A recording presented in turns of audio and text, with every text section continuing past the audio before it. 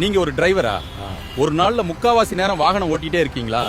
இதனால உங்களுக்கு வரப்போற உடல் பிரச்சனைகளை சொல்ல போறேன், கவனமா கேளுங்க. தொடர்ந்து உட்கார்ந்து வாகனம் ஓட்டுறதால கொஞ்ச நாள்ல முதுகு வலி, கழுத்து வலி, கால் விரைக்கிற மாதிரி பிரச்சனைகள் வர ஆரம்பிச்சிடும். அது மட்டும் இல்லாம நேரத்துக்கு தண்ணி குடிக்காம இருக்கிறதால கிட்னி ப்ராப்ளம், யூரின் இன்ஃபெக்ஷன், அதுலயும் நைட் டைம் டிரைவ் பண்றவங்களுக்கு ரத்த அழுத்தம், சக்கரை நோய் எல்லாம் வரும். அதனால எப்ப பார்த்தாலும் சோர்வு, அடிக்கடி தலைவலி, யூரின் மஞ்சளா வரது, கால்ல ஊசி குத்துற மாதிரியான ஃபீலிங் வர ஸ்டார்ட் பண்ணிருச்சுன்னா அதுக்கப்புறம் இதை இக்னோர் பண்ணாதீங்க. தூக்கம் வராம இருக்க அளவுக்கு மீறி டீ, கூல் ட்ரிங்க்ஸ், சிகரெட் பாவனை மற்றும் நிறைய நேரம் தண்ணி குடிக்காம இருக்கிறதெல்லாம் குறைப்பது நல்லது. வாழைப்பழம், பேரிச்சம்பழம், அவிச்ச முட்டை அதிகமா சாப்பிடுங்க.